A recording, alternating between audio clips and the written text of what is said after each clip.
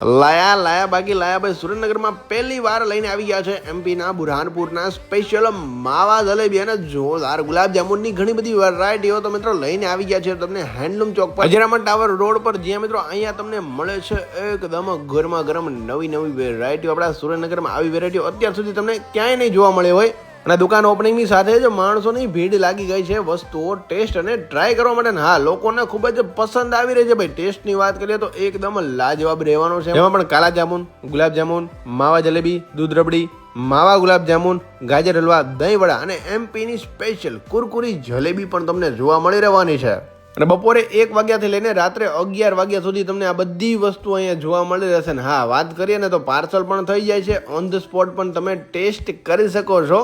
અને અમદાવાદમાં આમની બ્રાન્ચ અવેલેબલ છે ને એની જ બ્રાન્ચ હવે એમને આપણા સુરેન્દ્રનગરમાં ખોલી નાખેલી છે